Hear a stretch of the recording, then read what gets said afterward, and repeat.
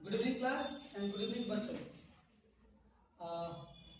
आज हम लोग बायो की तीसरी क्लास में एंटर करने जा रहे हैं। पहले क्लास में हम लोगों ने इंट्रोडक्शन टू बायोलॉजी अर्थात जीव विज्ञान का परिचय हम लोगों ने देखा, पढ़ा, सीखा। दूसरे में कि जीव विज्ञान की कितनी शाखाएं होती हैं वो चीजें हमने देखी। एक बात बताइए, जीव विज्ञान का पिता किसे कहा जाता है? किसको? उनकी किताब का नाम क्या था? किताब का नाम बताइए। हिस्टोरिका एनिमेलियम। क्या था? हिस्टोरिका एनिमेलियम।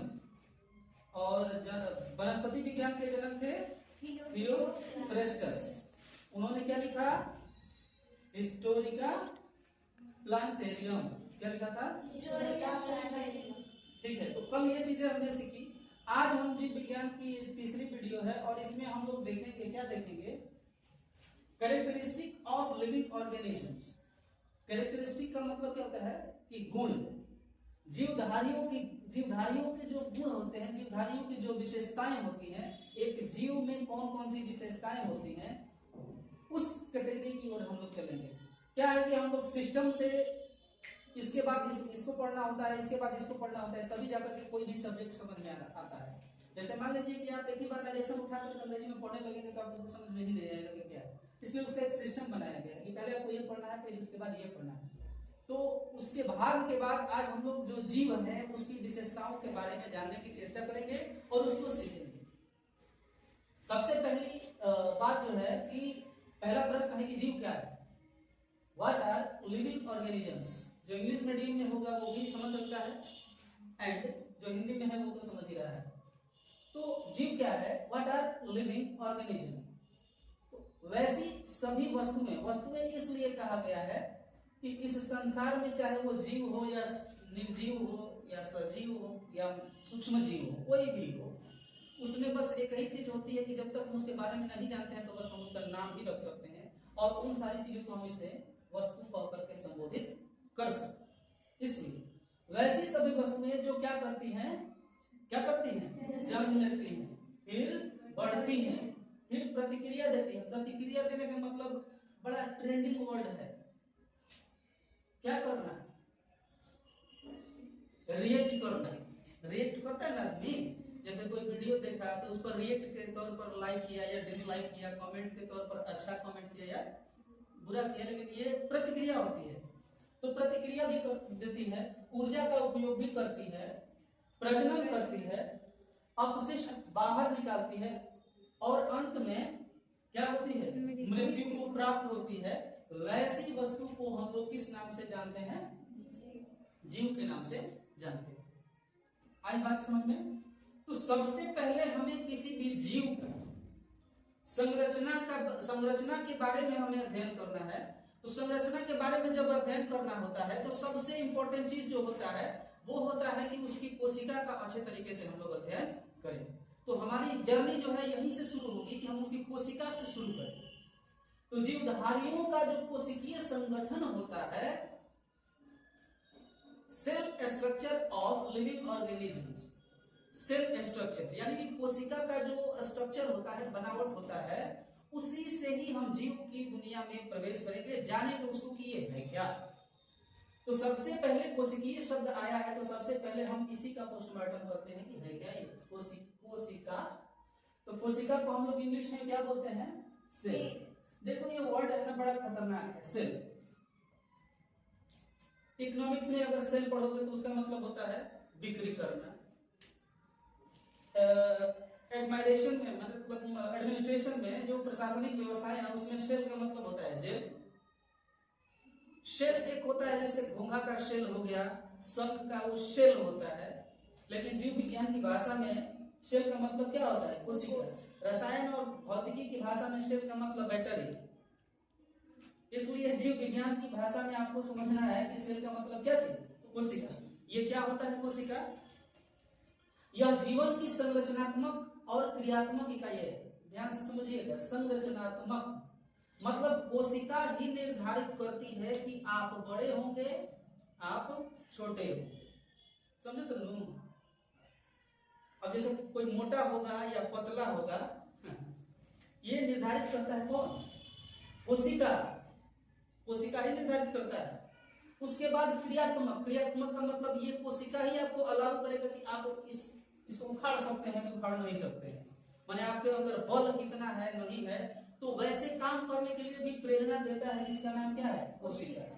तो हम इसको स्पष्ट समझ सकते हैं कि यह जीवन की संरचनात्मक और क्या है, क्रियात्मक इकाई है, जो सभी जीवन या जीवों में प्रक्रियाएं, माने सभी जीवन की जितनी भी प्रक्रियाएं होती हैं, सभी प्रक्रियाओं को करते हैं। सांस लेते हैं, सांस छोड़ते हैं, खाना खाते हैं, डाइजेस्ट करते हैं, एवरीथिंग दैट वी डू, हर वो चीज जो हम करते हैं वो ऑपरेट होता है किसके माध्यम से, कोशिका के माध्यम से उसको समझा जा सकता है, वही कोशिका उसको करती है।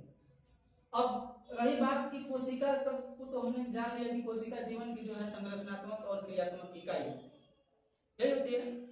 अब इसकी खोज, बड़ी दिलचस्प कहानी है इसकी, इंटरेस्टिंग इसको हम लोग कह सकते हैं इंग्लिश में। खोज रॉबर्ट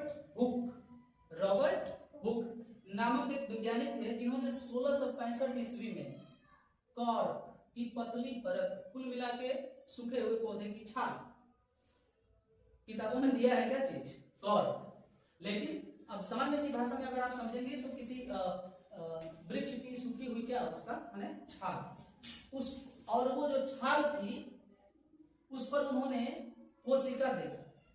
क्या देखा, कोशिका। तो उस जो कोशिका उन्होंने देखा उस पतली परत पर, तो उस पतली परत का ही उन्होंने नाम क्या दिया, कोशिका। रॉबर्ट हुक ने 1665 में कॉर्क की पतली परत पर एक संरचना देखी, जिसको उन्होंने क्या नाम दिया, कोशिका नाम दिया। और मजेदार बात यह है कि जो कॉर्क पर एक पतली परत मिली थी, उसकी जो जिस प्रकार की वो कोशिका थी, वो कैसी कोशिका थी, मरी हुई कोशिका। पहली बार जीवन में खोजा गया मृत कोशिका, पहली बार मृत कोशिका। उसके बाद एंटोनी वॉन लीवेनहॉक ने सबसे पहले जीवित कोशिका देखा। तो जीवित कोशिका का देखने का श्रेय जाता है एंटोनी वॉन लीवेनहॉक को, और मृत कोशिका को देखा और उसका नाम किसने दिया था, रॉबर्ट हुक ने। समझ में आई बात। अब आते हैं, देखते हैं। अब जब कोशिका मिल गया तो कोशिका काम कैसे करती है, तो इसके लिए भी वैज्ञानिक लगे हुए थे, इसके लिए भी वैज्ञानिक लगे हुए थे। तो उन वैज्ञानिकों में नाम आता है स्लाइडन, इसको लिखा जाता है किताबों में स्लाइडन और श्वान। इन दोनों ने मिलकर 1838 से लेकर 1839 तक के बीच में एक नियम तैयार किया कोशिकाओं का अध्ययन करने के बाद, कि कोशिका का काम करने का सिद्धांत कैसा होता है, कोशिका का काम करने का सिद्धांत कैसा होता है, कोशिकाएं कितनी प्रकार की होती हैं, ये सारी चीजें ये देने का जो श्रेय जाता है स्लाइडन और इसको स्वान को। अब देखो, एक और वैज्ञानिक है रुडोल्फ विर्चो। इन्होंने 1855 में कोशिका सिद्धांत में नए नए सिद्धांतों को ऐड किया। इन दोनों के सिद्धांतों को पढ़ने के बाद इन्होंने कोशिका सिद्धांत में और भी सिद्धांत को ऐड किया।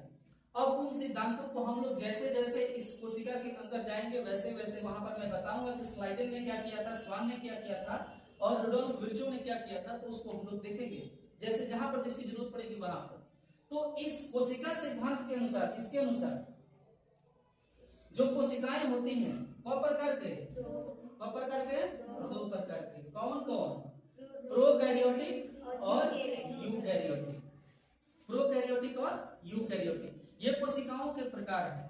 तो आज आपने क्या सीखा कि जीवधारियों की कोशिकीय संगठन, कोशिका क्या है, उसकी खोज किसने किया था, कोशिका के सिद्धांत किसने दिया था, और इस कोशिका सिद्धांत के अनुसार कोशिकाएं कितनी प्रकार की होती हैं। समझ में आई अच्छे से बात, कोई दिक्कत किसी को, समझ में आ रहा है ना, कोई दिक्कत, ठीक है। तो अगली वीडियो में हम लोग इन्हीं दोनों कोशिकाओं का पोस्टमार्टम करेंगे और इनके नियमों को भी हम लोग पोस्टमार्टम करके एक एक चीज उसको बारीकी से हम लोग जानेंगे, ठीक है।